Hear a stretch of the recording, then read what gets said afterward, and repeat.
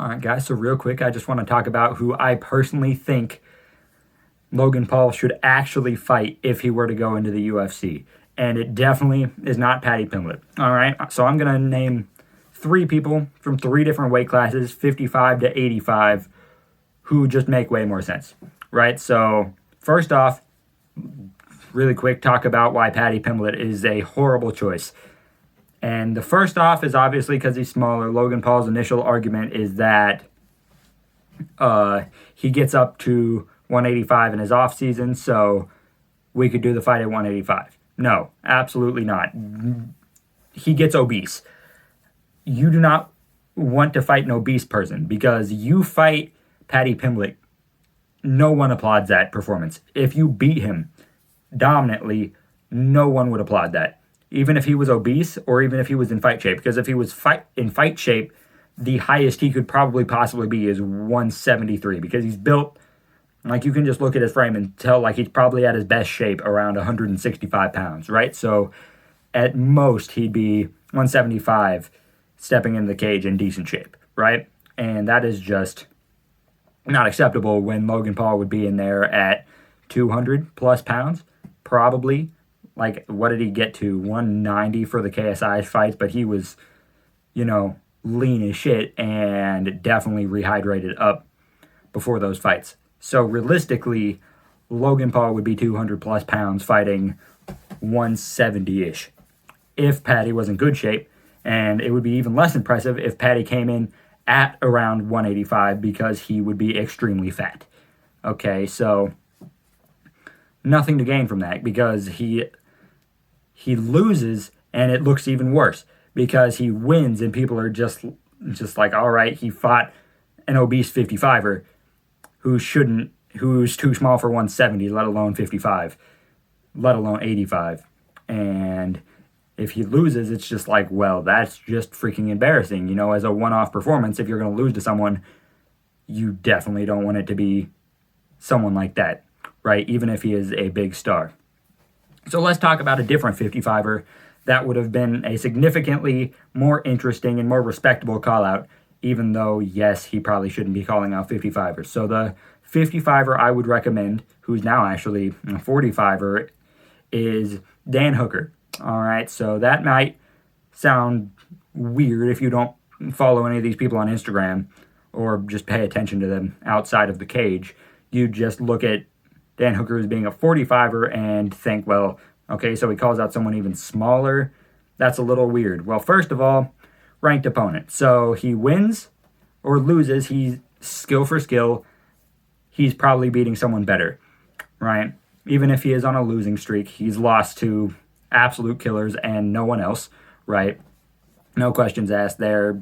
Dan Hooker's like a monster, right? But the thing is, if you look at him on his offseason when he gets very large for a 55er or a 45er versus Paddy Pimblett, it's not the same. So you look at Dan Hooker at 185 pounds, right? That I'd say that's roughly what he'd be weighing offseason when he's not in fight shape. He's still in great shape at that weight. He, abs, training hard every day against some of the best guys in the world, Adesanya, what have you. So just a bigger guy in general. Then Paddy Pimblett, naturally, frame-wise, that would be reasonable even at that weight. He's taller, so I think he's around the same height as Logan Paul. I think Logan Paul is listed as 6'1", but I've heard a lot of people say he's closer to 6'2", 6'3" in person. But Dan Hooker is 6'1", so comparable height, comparable reach, and isn't known as the best wrestler.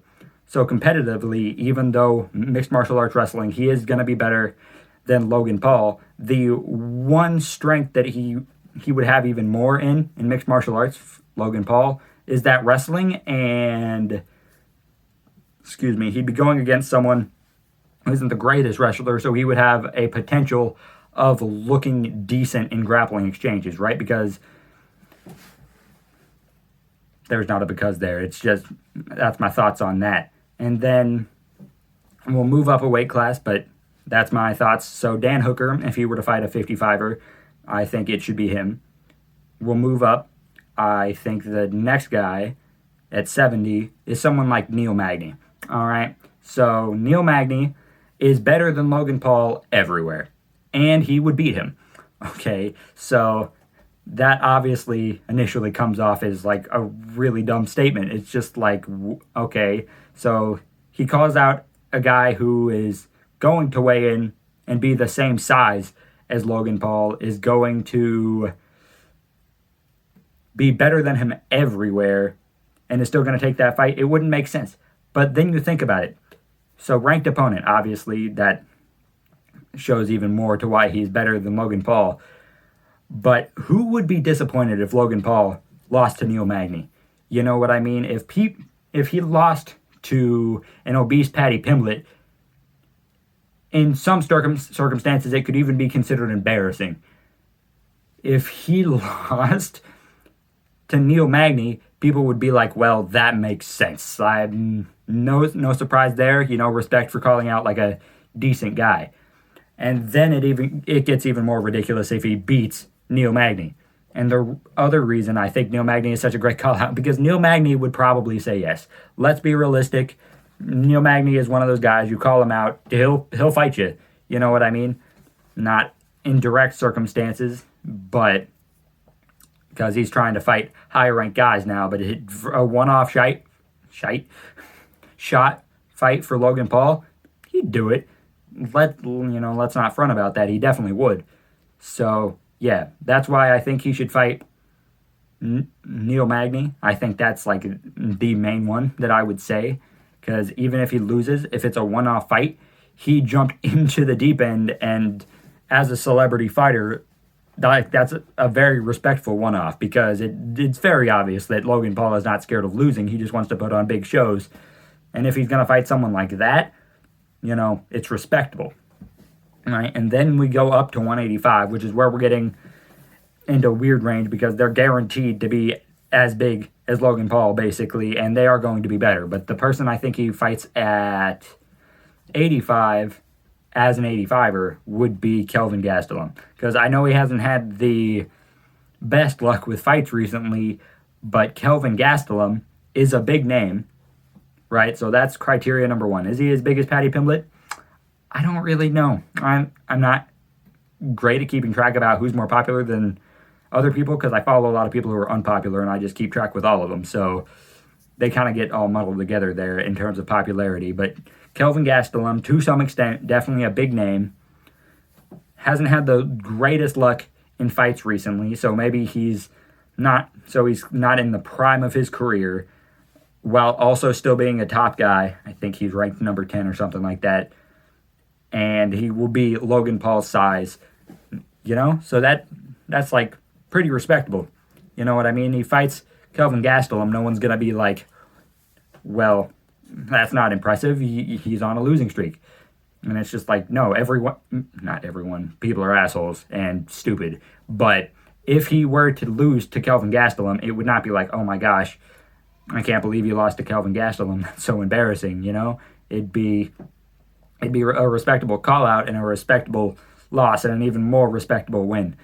I personally think Kelvin Gastelum is an easier fight than Neil Magny, so maybe Kelvin Gastelum makes more sense. But yeah, outside of that, who do you guys think Logan Paul should fight in MMA? Do you think he should fight MMA? And yeah, let me know.